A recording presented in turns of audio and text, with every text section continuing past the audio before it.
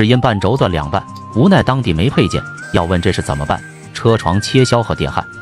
眼前这位老登由于半轴断裂成两截，无奈之下他只能徒步去往维修店。好在此时他偶遇了远方的大表哥，于是大表哥直接拨打了当地的救援电话，并表示只需要稍微等待。在经过等待后，维修店的师傅已经很快的到达现场，在查看半轴受损情况后，并表示只需要2间卢比就可以维修好。当确认车主要进行维修后，他们非常快的就已经回到了维修店。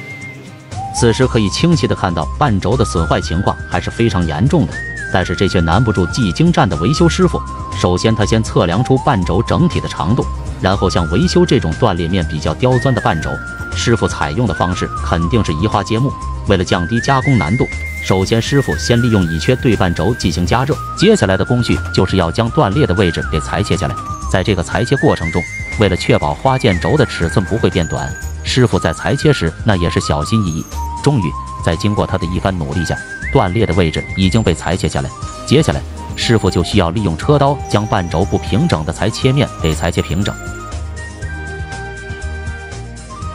这样就可以利用中心钻开出定位孔，然后再利用不同型号的麻花钻进行扩孔。这样做的目的不光可以方便后续找整体的同心度，同时还可以对拼接处进行加固。再利用车刀将内径的孔位切削至标准后，此时师傅就要在内部再切削出螺纹。像这个过程就是非常考验师傅的加工技术的，因为内径的尺寸比较小，每次切削完毕后都需要掌控好车刀的距离。内部的螺纹在经过师傅急头白脸的切削下，此时螺纹很快的就已经加工好，随后就可以加工另一段半轴。像这一边的加工过程就是比较简单的，同样师傅需要先对半轴加热，然后再利用车刀进行细致的切削。因为这边只需要加工出小圆柱，经验十足的师傅在切削时过程进展的还是非常迅速的。他经过一番熟练的切削下，此时这边已经非常快的加工至标准。因为在经过这样一切削后，半轴的整体长度会变短，师傅就还需要利用卷尺测量，然后在这根用于弥补长度的半轴上做出标记。接下来就可以对半轴进行加工切削了。此时师傅只需要利用车刀在标记处裁切出凹槽，然后再利用角磨机对剩余的位置进行裁切，再将其给裁切成2半后，像这边后续需要拼接加工好的花件轴，由于是采用的凹凸对接的方式，所以这边就需要加工出尺寸合适的小圆柱。在加工过程中，经验十足的师傅对于长度还有直径的掌控都非常到位。头部的小圆柱非常快的已经加工完毕，接下来就可以加工出螺纹。像这边的螺纹需要与花件轴内部的螺纹保持一致，所以师傅在加工时就是比较简单的，他只需要按照之前的调整的参数进行切削。这个切削过程在经过急头白脸的加工下，此时头部的螺纹很快的就已经切削完毕。在通过安装花件轴测试没有问题后，接下来就可以加工另一段。切削时师傅只需要参考标记，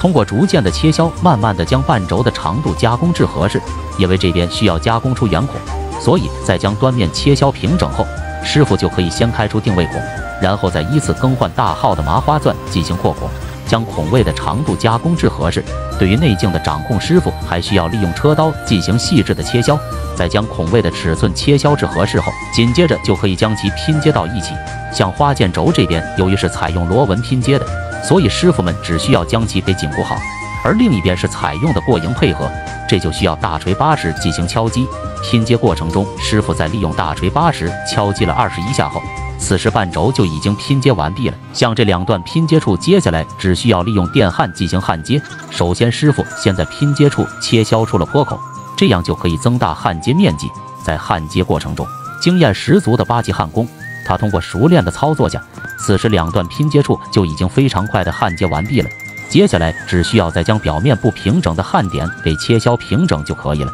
由于半轴头部的花件轴是贯穿的，所以为了提高牢固性，头部的拼接处还需要进行细致的焊接。在焊接完毕后，紧接着只需要再利用车刀进行细致的修整。